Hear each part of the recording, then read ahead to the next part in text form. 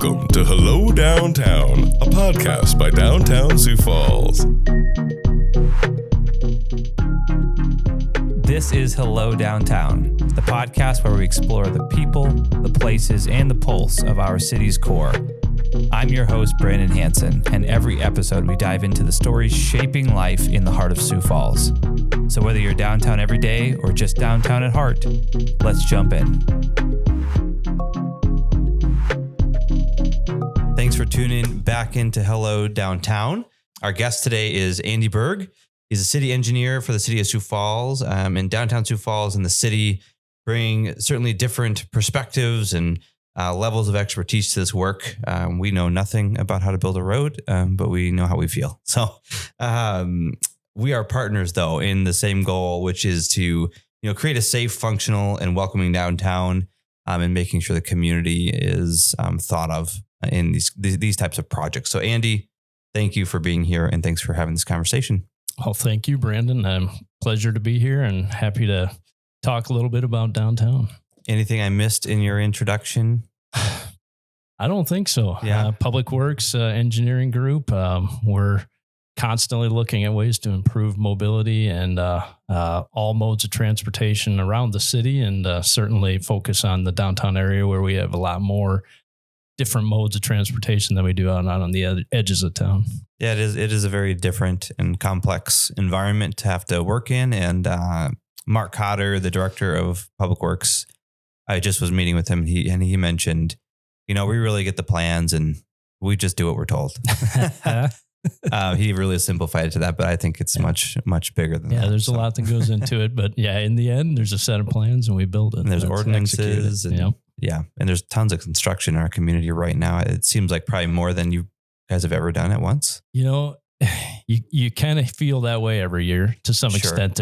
Seems like there's more orange cones every year. And part of that is the city's growing. So, we're going to get bigger. Our footprint gets bigger. And so it seems like more. I would say, yes, we've got a very good, robust construction program this summer, getting a lot of things improved. A couple big 2-year projects that are wrapping up this year, Arrowhead and Veterans, and also Cliff 229. And so those are going to be great projects to have in the rear view at the end of this year. Yeah, not to get totally off topic already, but I live right next to Cliff 229, and it was impressive that we kind of thought it was a 2-year, 3-year project. But even after year one, it's been functional and better than it used to be. Absolutely. And it really wasn't terribly disruptive, other than hearing like the tink, tink, tink of these, I don't know what they are, giant metal things going into the ground. Driving pile. Yep. Yeah. But it's a great project, and there's pedestrian things included, but let's get it back downtown a little bit. But, we may sometimes, and maybe often, bring different perspectives to data and to projects. But I think it's important to just kind of call out that the city and city engineers and DTSF are all on the same team, and just trying to make these concepts and projects better for other people. We won't maybe even be around when these things are done and used. And so it's a really challenging needle to thread. Right. But it's good work. Yeah. City motto, taking care of today for a better tomorrow. And so that's always the look, is what do we need for the next generation? What do we need for the people coming after us? And so you can't just think about my commute today. You got to think about how we can get everybody where they need to go and enjoying the things they want to do in a great city. And so a lot of thought goes into it. And like you said, great partnership between the city, Downtown Sioux Falls, and the downtown community. And, there can be competing interests sometimes, but that's where we try and strike that balance. And so always look for that input from stakeholders. Downtown Sioux Falls is a large one, obviously, when it comes to all the projects that we do in and around the downtown area. Yeah, I think I'll eventually ask you questions about the Viaducts, but and the traffic calming project. But I think it's been important. Public input is challenging, especially when we give input on something someone else will use someday. I think that's a really tough spot to be in, but it's also important to not bring out the torches and pitchforks Right. Just to constantly remember that everyone's on the same team. We're trying to make the best outcome. We're not in a war. Right. Ever. Right. Yeah. Yeah. Best outcome is right. And, there's always a way to find middle ground. You just have to have good conversations about it. Be reasonable, and everybody comes to the table and we find something that works.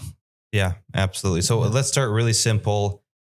Which bridges are the viaducts, and why are they called viaducts, and why do they need to be replaced? I should have looked up the definition of viaducts, but a lot of times in instances like this, it's a bridge that's passing over railroads, and in this case, several railroad tracks, and then it also continues over the Big Sioux downtown, and so we've got two of them side by side for anybody who's been down here. 10th Street coming from the east to the west, and 11th Street going west to the east, and so they're each 3-lane bridges, one ways in each direction. And they are nearing the end of their useful life. And so in that 2030, 2032-ish time frame, that reconstruction of those bridges is coming forward. And so, like you said earlier, that process needs to start well ahead of time. A lot of environmental assessments to be done, and just public meetings, meeting with stakeholders, finding the best design that meets the needs of everybody involved. And so, as you know, and a lot of the downtown folks know, we've been having those meetings already. We've had some great discussions. And so looking forward to continuing that. We've got another public meeting coming up this fall to gather more input, and kind of as we kick off that environmental process. Will that wrap up public input, or will there be more opportunity beyond that? Oh, no, that will not wrap up public input. This meeting will inform the environmental process. Those comments are part of that record that gets submitted. And it lends itself to how the alternatives that are presented in that environmental assessment are generated, how they're created. And so part of the environmental process is to look at the alternatives that were created based on input and design. And then the environmental process comes back with the preferred alternatives and that type of thing. And so once that's done, as we go into the actual design in the coming years, there'll certainly be additional public meetings leading all the way up to probably the last one would be after a contractor's on board and the project's coming very soon, talking about sequencing. So there'll be multiple yet to come. So you simply move from conceptual design to detailed design. And once it's detailed designed, inputs kind of close, and we're building this thing. Yeah. The public meetings that'll happen on the early part of the design process are certainly, input can still lead to design tweaks, design changes. Mm-hmm. You can't change what like massive structural things. Yeah, you can't change things that the environmental process already vetted, that would change where you're impacting properties or parks or anything like that. But there are still ways to change things in the design at those early public meetings. The late public meetings, they're more about, here's where your detour route's going to be. Here's our anticipated timeline with construction, that kind of thing. Yeah. And if anyone listening has ever, walked on these viaducts, it's a challenging walk. They're very steep. And so this has been some of the feedback we've given you guys of just, how do we lower them? How do we just think about pedestrians as well? And so there's been a lot of changes. We'll get to those in a little bit. But if you are unfamiliar with where the viaducts are too, like Andy said, 10th and 11th Street, kind of on the east side of downtown. If you know where the statue of David is, he's right in the middle of both of them, or Faywick Park. Two one-way streets going in and out of downtown, kind of leading toward that newish Riverline district area that maybe will be developed someday. Yes. Awesome. So what, as you're building a bridge that goes over railroads and water, what should count as success here?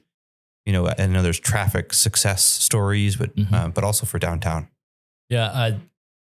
as you mentioned earlier, walking these bridges isn't something that's ideal right now. The bridges are very high.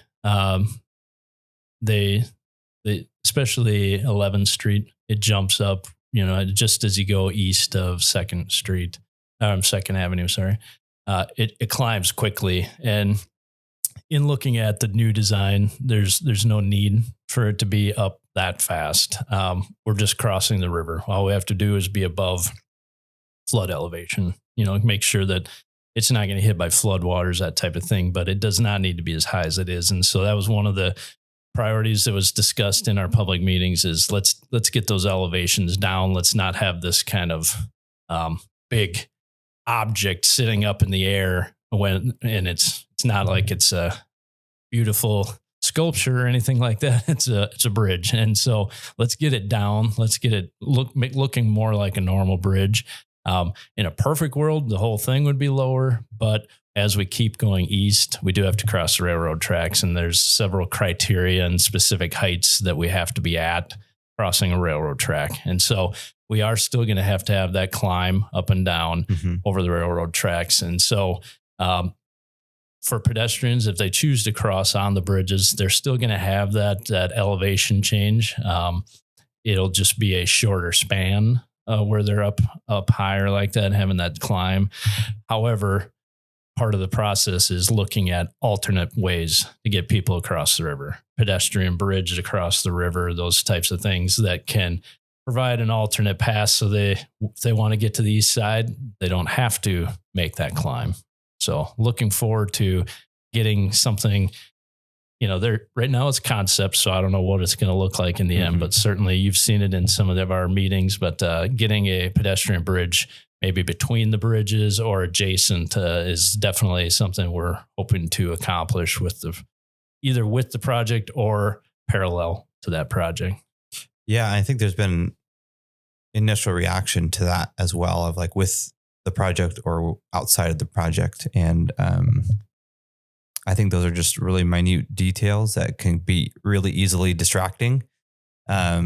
Even by calling it outside the project, it maybe from the outside sounds like we're not listening, we're not going to do this, but it just is different pots of money. The state's involved with the viaducts. There's a CIP budget the city uses to do things like a pedestrian bridge or whatnot, and or donors, parks budgets, things like that. And it doesn't necessarily mean it wouldn't even happen at the same time. It just, there's different scopes for different project leaders. Yep, absolutely. And that is, you nailed it on the head. The different pots of money lead to what can we do with, quote, the viaduct project, and what can we do as like I said, a parallel project or a adjacent project that's funded by city dollars. And so we have to keep them separate, which has led to some of the confusion in the past, but that doesn't imply that we're not doing it. It just means it's going to be a different flow to get to that project getting accomplished. Yeah. They are tied together. It's just different meetings. Yeah. Yep. So how do we keep traffic moving? Because there's approximately 15,000 cars a day that use these structures, which is, I think, pretty wild for people to hear that number. Right. But how do we keep traffic moving? Lots of people in downtown without building these as a pass through downtown. Right. Yeah. In that analysis, looking at the viaducts, there was a lot of discussion about, do we need 2 lanes? Do we need 3 lanes? Do we need more to accomplish the traffic volumes? That's one piece of it. However, downtown is unique. It is not just an arterial street moving people. It's coming into the highest pedestrian use area in the whole city, probably almost the state. And so it has to be different. And so when we look at the volumes, our analysis has said, we still need 3 lanes to move people into and out of downtown and through. There's pass through as well, like you mentioned. But that doesn't mean it's a freeway. That doesn't mean we can't do specific things to say, hey, you're entering a downtown area, take note, slow down, this is different.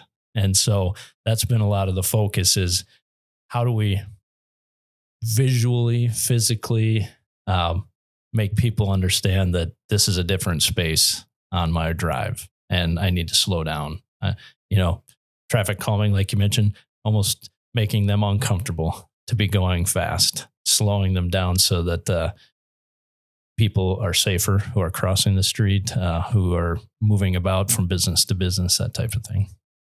Yeah, just to kind of lean into some of the things you were talking about, but downtown in 2025 produced about 14% of the city's sales tax budget in their poll from those taxes, and upwards of 100 times the property tax value per acre versus a suburban area in Sioux Falls. And so that is the economic engine of this community. And so we're just really interested in seeing everything support that and maximizing that ROI nationally. Instead of 14%, the national average is 30% for the sales tax. So the more we can do to design, I think, the environment and the buildings and just the visitor traffic into downtown, the better our whole city is. Right. So our position is not necessarily because we just want it to be better for us. It's because we love Sioux Falls so much and we want it to thrive and we want to be able to fund more projects. Absolutely. So just a follow-up question on what you were just talking about. How important is physical design to affecting human behavior? I think as we're learning over the past decades, traffic calming is it's an ever evolving thing, but the physical aspect of it is much more effective and also important. We all know just because you throw a speed limit sign up, that doesn't necessarily say, oh, everybody just drop 5 miles per hour because it told us to. People go people generally drive as fast as they're comfortable driving. Yeah. And so signage, while it has its place, certainly is not going to be as effective as the physical amenities and or obstructions, or there's a lot of different things. I mean, I don't know if I want to go into it now or not, sure. But lane widths are a very simple thing that when downtown was built, when the streets going through downtown were built decades ago, everything was 12 foot wide. How do we make it nice and easy for trucks and commuters to get through and have space, and all that accomplishes, unfortunately, is people feel comfortable driving faster. And what's the smallest lane width that you could do? We would probably not look to go below 10 foot. Yeah. I think you could do 9, but that is really tight. But 9 is the absolute bottom. Yeah. Like the width of a car is. Right. Yeah. And I don't even know if you could do some of the bigger vehicles at that width. You're talking about like delivery trucks for buses, those types of things. And so they're 12 foot now, a lot of them. 11 foot is where we're kind of leaning to, just generally going more to 11 foot. And then citywide, you're saying? In a lot of spaces, yeah. And local streets, we don't stripe those types of things. But going to 10 foot is certainly something that we look at, especially like in the downtown area, is it just squeezes people, makes them feel a little less comfortable. The cars are right next to each other. Right. Protect our own vehicles so they're not hitting each other. Yeah. And so, the pilot that was done this summer, I know that's, we're going to talk about that, but let's do it. Let's maybe put some of the jargon into plain English, because what is a pilot and what is a traffic calming? Absolutely. Pilot in our world is trying something that is not the normal engineering design standard. It's putting something out there that is different, that we want to see, is this something that might work permanently? And so we've done several of these over the years. Main Avenue is a great example where we put delineators out and took it from 3 lanes down to 2. Mm-hmm. And did that for, I think, a summer. I don't recall the time period exactly, but we found it did well. Everything functioned well. And so then we program it into the capital program. We make that a permanent improvement. We've done the same with like bump outs, where we put delineators out or even just paint them just to see how traffic reacts to it. So all the pilots, there is no kind of guardrails on what a pilot can be and can't be. It's just something outside the norm that we want to try. See if it works. Generally, it's cheap or free, and it's temporary. Yes. Yep. Those are like the only kind of mandates. Absolutely. It's because it might not work. Yeah. And we do a lot of testing, which people may not see, but we're going out, we're checking traffic counts, we're checking speeds, we're checking driver behavior, those types of things. How's this changing their behavior? And so all that stuff is that data is collected, and then it helps inform, is this a good thing? Should we pursue it, spending the money to make an improvement? Or in some cases, it isn't its own standalone project. But for instance, 10th Street from 2nd to Minnesota Avenue is a segment of road that is tired. Mm-hmm. We've had water main breaks in there, that type of thing. And so that's an area that we need to do some work in. Well, when we do these pilots, it helps inform that design. So when the reconstruction comes, we know what amenities or what narrowing of lanes or bump outs or anything under the sun. If we've done that in a pilot and it's been successful, it informs that design. Yeah. And we've done a lot of these as DTSF over the past few years. I think this was the first one where we came in together and did this. And maybe that's not true. Maybe if we look back far enough, there was a different way of doing it. But we painted green bump outs a couple of years ago in a lot of locations in downtown. And maybe one of those is going to become permanent. But it's been really nice to join forces and tie it to something that's coming and real, whether it changes it or not. And it's nice to have some purpose behind these pilot projects. Absolutely. Yeah. Yeah. That, whenever you're collecting data, if you're not going to use it, then why did you do it in the first place? And so we don't want to do a pilot if in the back of our minds, we know, well, we're never going to do this, but we're just appeasing somebody. That's a waste of people's time and resources. Yep. Even if the measures are free, if it's not going to happen, that's a disservice. And so we, when we're approached by Downtown Sioux Falls or any entity that is looking for something, a change, and we consider the pilot, our staff reviews that and makes sure that, okay, are we willing to do this if the pilot results come back in the way we want them to? And so there's a lot of dialogue back and forth. Anytime people are doing bump outs, paint, we see in school zones where they go out and paint like an intersection or crosswalks differently. All those things are things that make the drivers recognize this isn't just my commute. This is different. I need to slow down. Sort of gets us out of autopilot. Right. And exactly noticing the environment's different. Yep. One more really fun online comment. All right. There was an early interpretation of the word pilot being that we're going to hire an airline pilot to now deal with downtown traffic. Hey, that might have been the wildest one that we had. I don't know if we can get that done for free, but I mean, you never know. Yep. Well, I don't think they thought it was free. We have a great team and they clarified all of these things. I don't know that anyone listened, but thank you for doing this project. We do have some results and I don't know if you've had a chance to look at them. Yes. But just curious from your side, what changed? What stayed the same? Yeah. Generally, traffic volumes stayed the same, which is for the commuters a good thing. Traffic speeds did come down. If you're gonna look at a percentage, it's not a huge percentage, but a reduction of any kind is a win. Mm-hmm. And so when the percentages don't look great, but when it means somebody's driving slower, it means there's an effect.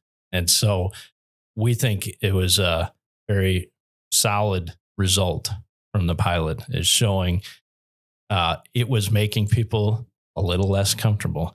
And honestly, that was with just kind of one, it wasn't affecting all 3 lanes. The middle lane, there was no change to those folks, but we're still seeing that overall speed coming down a little bit.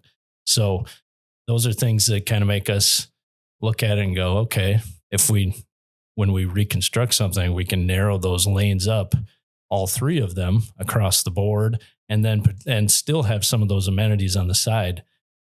We know likely the results are even going to be better than what we saw in the pilot. And so very promising results. That's great. I saw the raw data as well, and that's exactly how we interpreted it. We really didn't want to affect the volume of traffic, because our hope is, right now it's about 60%. I think the model showed 60% of the people are using them to go through downtown. And so we're hoping to see that flip on its head.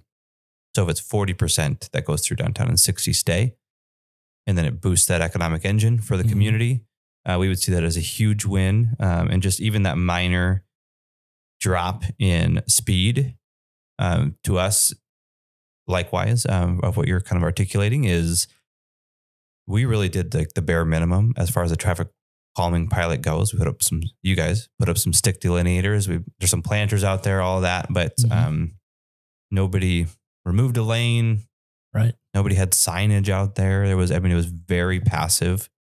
And so if the physical design incorporated something more substantial, I would imagine that percentage drop is going to be more substantial too. I would agree. Yep. A direct sort of correlation there. Yep. Yeah. Yes, that's exactly right. The permanent solution with the amenities along the sides of physical kind of tightening of that corridor, you could only expect the results would be even better. Yeah. And it could be a wide range of things, like you've already mentioned, whether it's pinched lanes, it could be a curve in a lane. It could be, probably not in that one, but that's a pretty straight shot. Yeah. But when we get back to the viaducts, it could include a curve. It could be art, like you mentioned. It could be trees, just anything that communicates something is different. Absolutely. You're going from a higher speed road to a much slower speed road with a lot of pedestrians. Yep. Yeah. And aesthetics wise, like 6th Street Bridge, getting some plantings in there, get some greenery, trees, like you mentioned. All of those are things that aren't just a physical thing to make a driver maybe slow down a little bit, but they're also obviously add to the beautification of the downtown area as well. Yeah. And so they in my mind serve dual purpose there. For sure. Agreed. Well, let's get into the viaducts for just a brief moment, and just kind of talking about those meetings you were referencing. There was a lot of public meetings, and then you guys have put in a lot of extra time and effort with DTSF specifically. And there's been kind of a nice large list of things that have been tweaked or changed. And I don't know that we've shared that with anyone. And so I'm just curious if you could rattle off a few of the things that we've talked through and things that have actually changed already with the concept. Yeah. I think a lot of the goal obviously was speed, trying to change driver behavior. And so, as we mentioned earlier, lowering the bridge elevations coming over the river. So people aren't coming downhill per se, right into the downtown area, starting at 2nd Avenue or leaving and hitting the gas to go up the hill, keeping that elevation lower. So that behavior when they're going to climb a hill or come off a hill, it's pushed a little bit. Now, obviously, it's still in the downtown area with the railroad, but getting those bridges down is one small piece. You mentioned it, curbs. The alternatives that are being submitted for the environmental assessment have shifts in the alignment of the bridges, and those have some curvature in them, and curves make people slow down.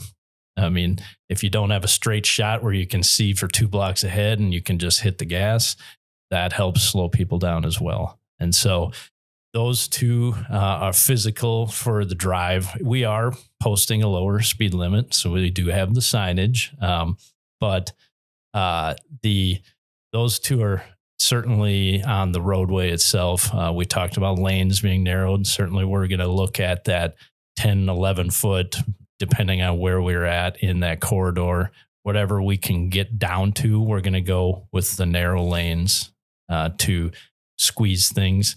The aesthetic piece of it, more greenery, plantings, streetscape along the corridor. Now, obviously not on the viaduct so much on the bridge itself, but as we're coming off of that into that, I mentioned 10th Street earlier, incorporating that into that area so that people feel like they're entering a different area. There's more busyness around them. It slows them down.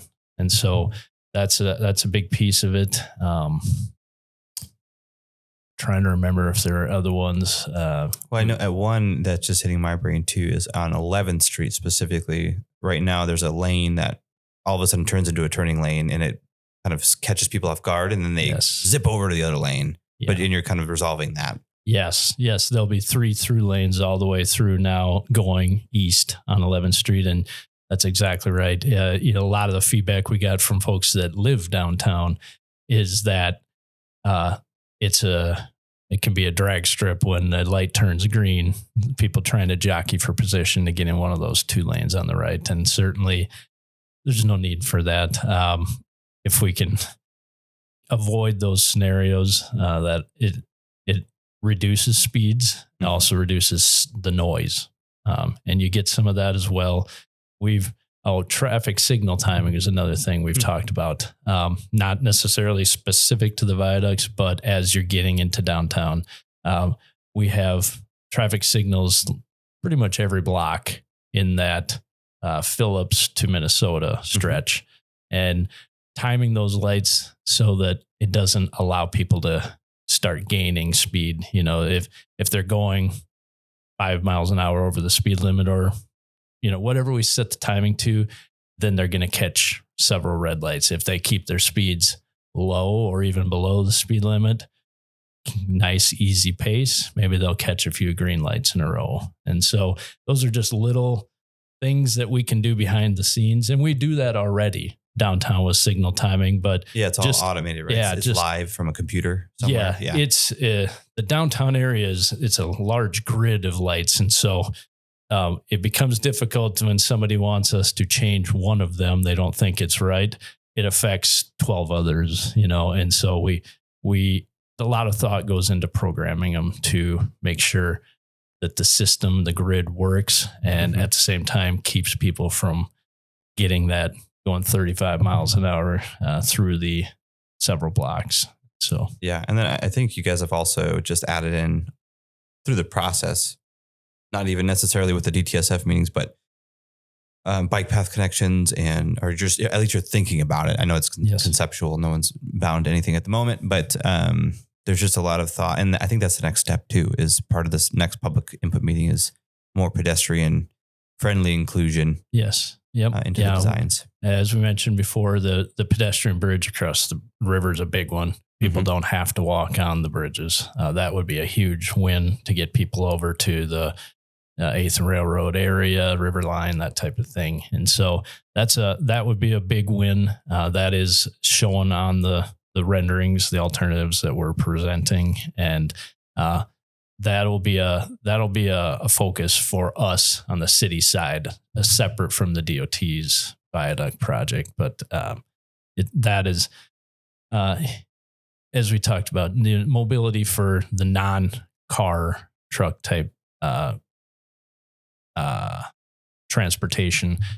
How are we going to make all those modes function better? And so if we can take people offline of a bridge and get them across to where they need to go, that's a great thing. And then, I think we mentioned it earlier, but just the bump outs where we can, where we've got maybe on-street parking that does remain, we can do the bump outs at the intersections. It shortens that length that a pedestrian has to walk between safe refuge on each side. And so that definitely helps with getting people across and not having to cross extra lanes or extra linear footage just to get from one end to the other. And so those bump outs definitely help. We're actually considering working with some of the downtown residents and Downtown Sioux Falls, talking about speed tables. Another thing that has not been done downtown in the past, but it is something that is a consideration to, once again, say, hey, you're entering an area that's unique, that has a lot more pedestrian traffic than what you're used to on your corridor, on your commute. Well, hey, thank you for digging into this. I know it's a complex topic and there are constraints all over the place.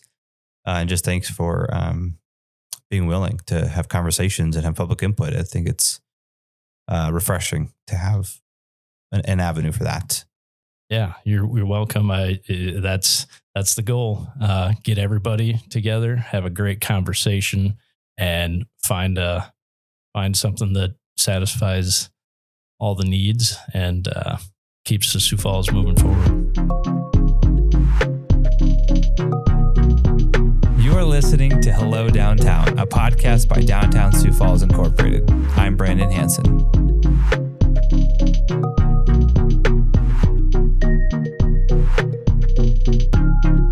I'm Taryn Sietsema with Downtown Sioux Falls. Here is today's member moment. Hello, everyone. Today I'm joined by Carly Solem, who is Director of Community Relations for Marsh McLennan Agency. Welcome. Thank you. Hello. Thanks Happy to for be here. joining me today. So excited. Are you ready to get into our questions? Let's get into them. Okay, here we go. Question number 1. Describe your business in 5 words or less. 5 words or less. Well, insurance. Yeah. I mean, so there you go. Important. Everyone's like, what's Marsh McLennan Agency? Well, long story short, it's insurance. True story. But more than insurance, a really innovative agency. We're always finding new solutions, extremely community oriented, give back in a lot of different places, DTSF being one of those. 100%. A lot of expertise we provide in all different areas for clients across agriculture to employee benefits, you name it. Yeah. And a 5th one, I would say, we're pretty cool. I know that sounds cheesy. Cool. It sounds cheesy. We're like this massive company, right? Where we have a parent company out of New York City. Yeah. We're global, but we're right here in Sharapa. We're downtown, which is Sioux amazing. Falls, and we just have the best people that work for us. So cool sounds cheesy, but anything from pickleball tournaments to the beverage cart to just working our tails off and everything in between. That sounds pretty cool to me. We're pretty cool. I love it. Yeah. Question number 2, this or that, Riverfest or Parade of Lights? We've had some cold Parade of Lights, but I love the Parade of Lights. Like there's just something, and Riverfest is great too. There's just something about the holiday season and kind of kicking it off with Parade of Lights. That is just, there's something nostalgic about it. And as long as it's not frigid, which it's been a little frigid, you just see families and you see the lights and get some cocoa and you see people watching from the windows. And there's just something really captivating about the whole community vibe that rallies around it. And you get 40,000 people that come downtown. Yeah, it's intense. It's a lot. It's really fun to see. So probably Parade of Lights. Okay, how about summer patio drinks or winter cozy cocktails? Has to be patio drinks. Yeah. I find myself on the Carpenter sidewalk with a cucumber gimlet. Too many times. Or, a nice margarita here or there. I mean, summer in downtown is just awesome. Yeah. I mean, truly, you get a spicy marg, you get a cocktail. You see people. The fun part about patio Sioux Falls is the ones that are like on the street. You end up kind of becomes a social hour. It is. So it really is. However, a little hot toddy doesn't kill me once in a while either. Right. So I feel like I'm contradicting my Parade of Lights with you're a well-rounded individual. Yeah, I appreciate all seasons. Okay, I love all that. Seasons. Question number 3, what's your go-to downtown guilty pleasure? A coffee drink, snack, hidden gem, or a little routine you can't resist? This is so hard because I spend probably 75% of my leisure time in downtown Sioux Falls when I'm in town and doing things. Anyone who knows me, I have a little espresso martini rating thing. I kind of fell off the train. I think I've outdrank myself in espresso martinis. But I think I've single-handedly tried pretty much all of them in downtown Sioux Falls and try to rate them. For a non-alcoholic pleasure, my favorite thing to do, and you can find me most weekends, especially during warmer weather, is getting a coffee at Bread & Co. Yeah. And then I will hop on the trail. I'll walk down to the falls. Yeah. I'll do the full loop around Falls Park, come back, go all the way down to Phillips, to Blarney, past Ferguson, come back down and around and back to Sharapa. And it's like a perfect 2.5 mile loop. And you just have your coffee and you enjoy nice weather. What a great view, great the best. walk, great coffee, all the things. All the things. It is awesome. One of my favorite things to do. I love that. Question number 4. If downtown Sioux Falls had a mascot, what would it be? So I think it's hard because it's like an inanimate object of downtown Sioux Falls. So it's not a sports team.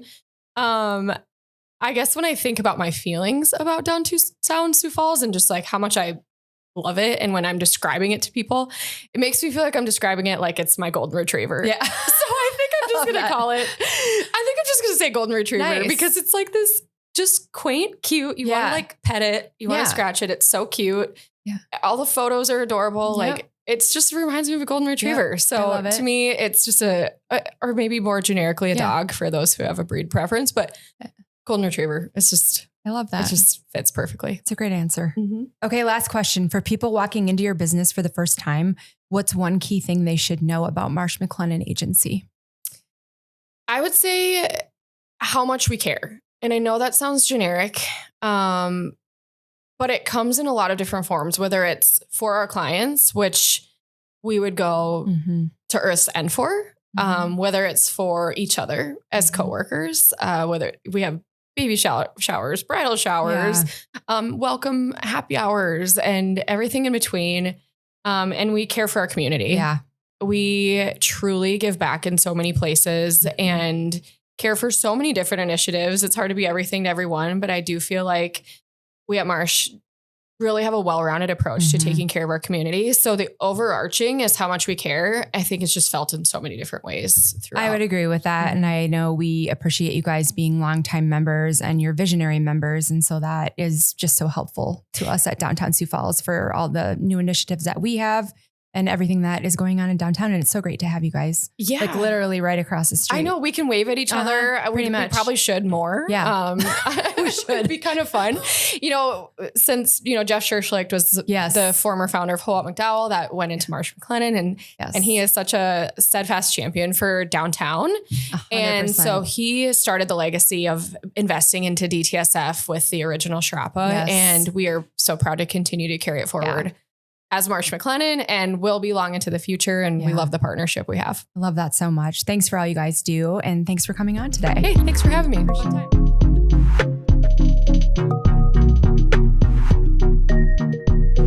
This is Hello Downtown. Downtown Sioux Falls Riverfest returns. Join us Saturday, September 19th.